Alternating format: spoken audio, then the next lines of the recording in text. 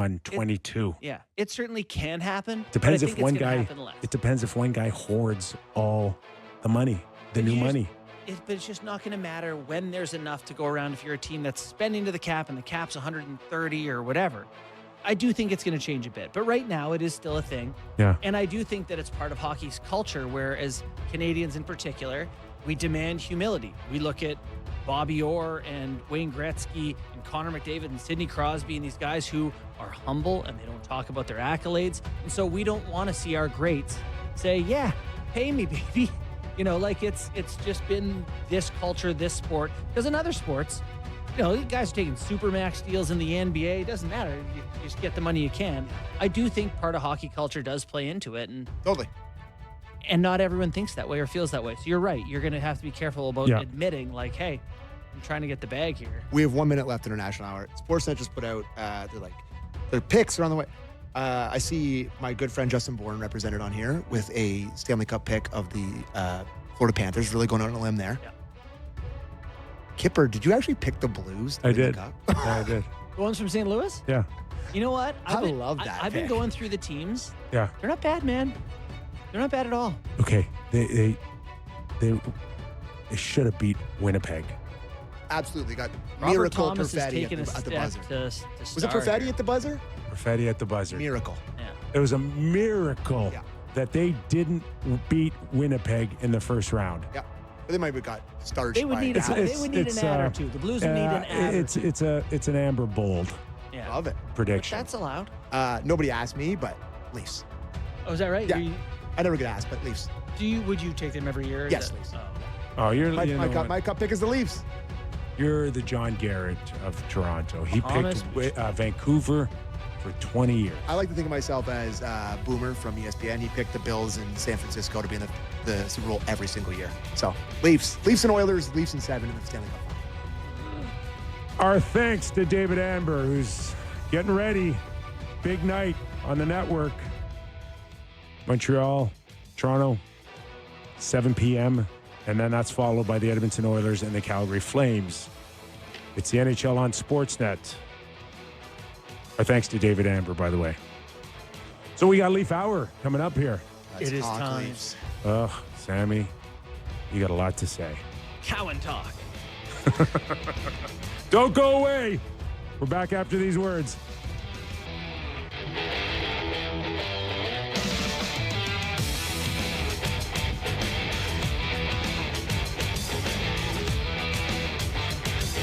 Welcome back to the studio. It's the Real Kipper and Bourne Show, second hour.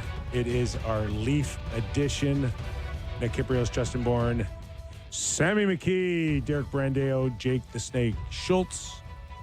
We are, Sammy, back on Sportsnet 590 The Fan, You got it. and we are streaming on Sportsnet Plus. Jays are really throwing a wrench into our routines, boys. They really are. Yeah. The Jays are, yeah. Yeah, And this Jays. hour, Real Kipper, brought to you by Bet365. All right. Hey, It's been a while. Hey, sorry to interrupt you, Leaf Hour.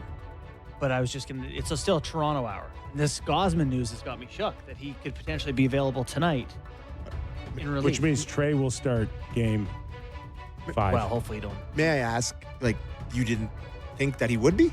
No, I mean, everything I had heard that tonight's a bullpen game and you got go Gosman, you Savage. When we left yesterday, that's what you said. I Gosman, said, you Savage would tag team game 5. depending on result, and the fact that they let their starter go 3 2/3 yesterday and had to use their entire bullpen in a non-bullpen game. Yeah, I think that kind of changes the outlook for things. sure does. So I don't know. We'll see. They're trying to keep it as close to the best as they can, so maybe that's why they didn't admit it. But I think that I don't know. What'd you guys think of the Poland Bieber? I didn't like it. Didn't like it. 53 pitches? Yeah. What about you? Yeah, I think I thought it was too a early. couple of drops hurt him. Yeah. He was fine, and I also Too early. don't like their pen that much. I was on the side of it was the right call.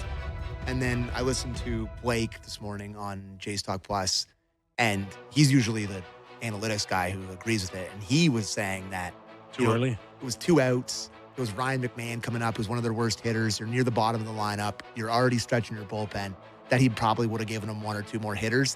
You end up, hindsight's easy when you end up tying the game anyway. But it looking back on it now, in the moment, it felt like he couldn't miss a bat. And I was like, okay, they got to get him out of there because you're just panicking about it.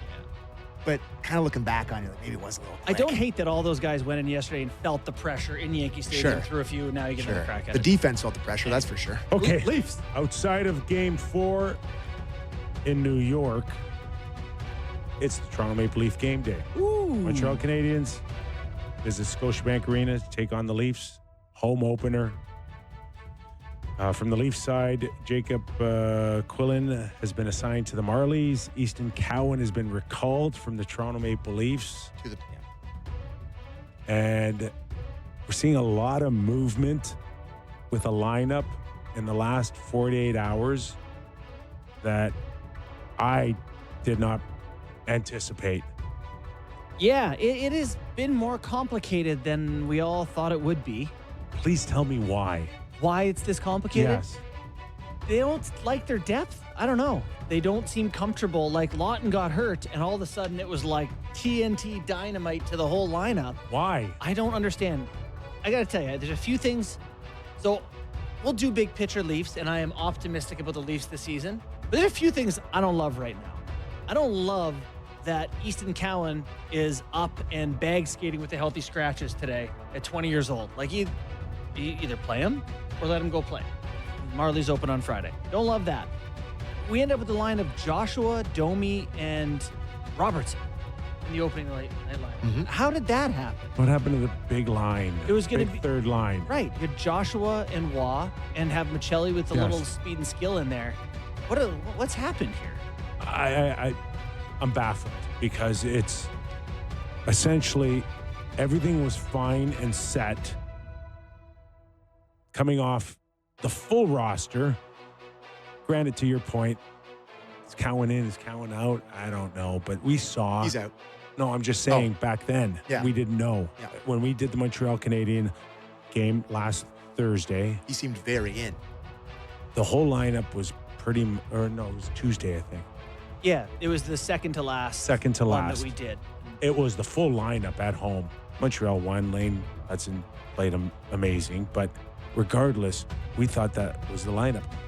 What happens? Scott Lawton, the fourth line centerman, gets hurt. And then you blow up the Heads are whole, falling off. you blow up all the lines. Why? Like here's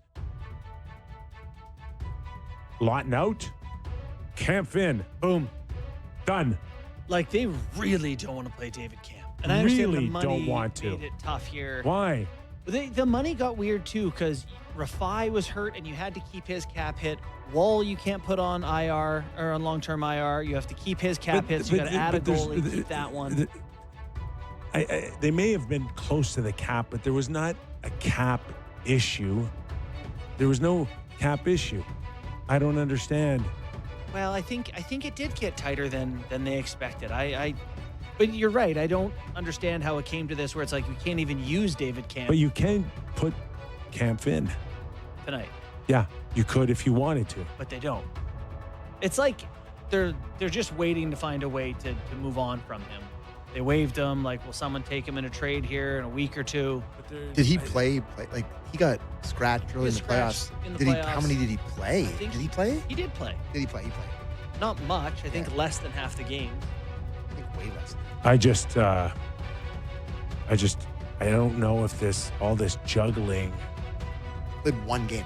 Oh, my. 24 hours before your home opener is a great thing. Yeah. And so Francois Max, Yarncrocker, weird so Max line. Domi spends 2 weeks with Austin and now finds himself centering the third line. So I don't know. I mean, can't be happy about that. Well, here's what I think has happened.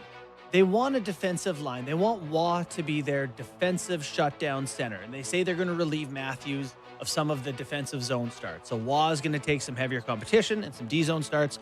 Lorenz and Yarncroc are pretty good defensive wingers. So I think the idea is that they're going to use this line more.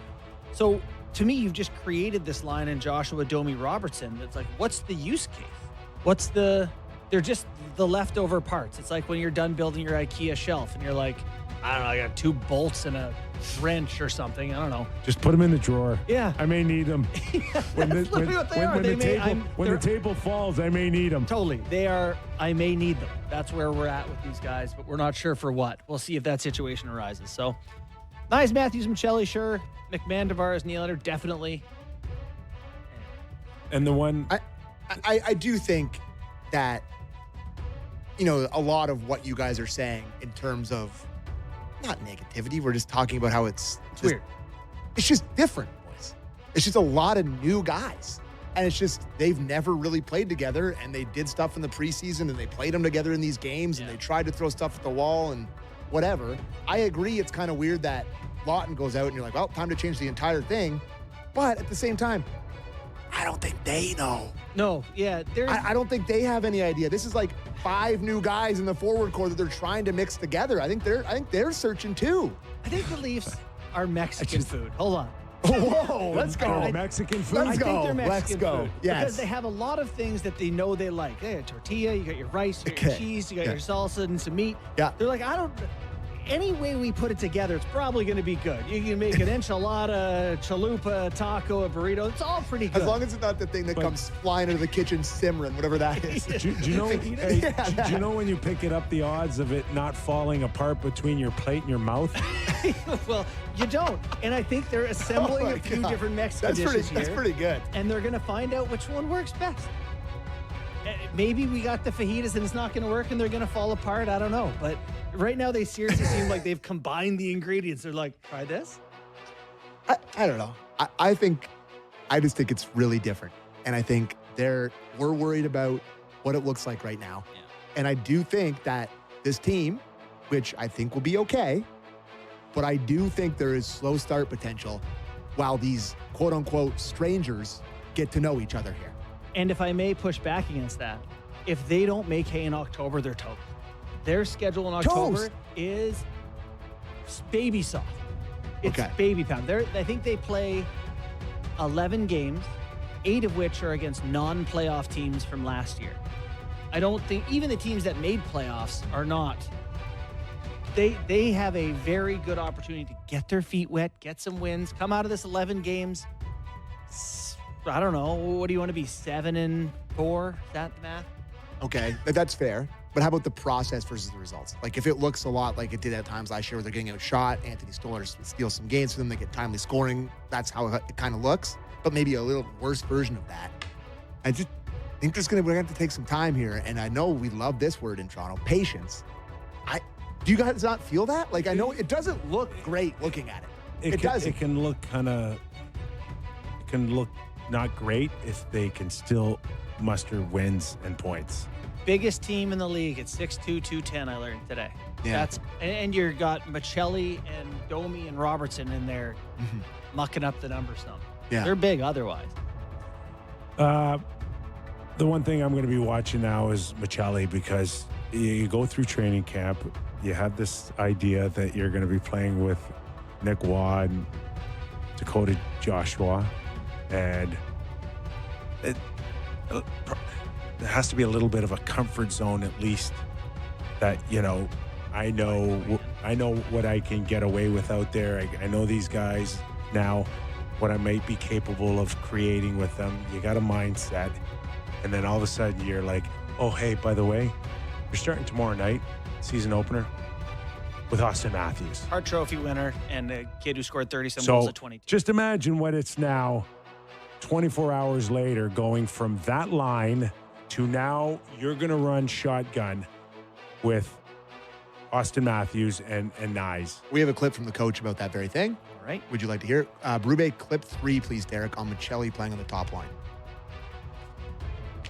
I think he had some good practice time with that line, and I've liked what I've seen in practice. You know, like I said, he's a good playmaker. We all know that he can pass the puck.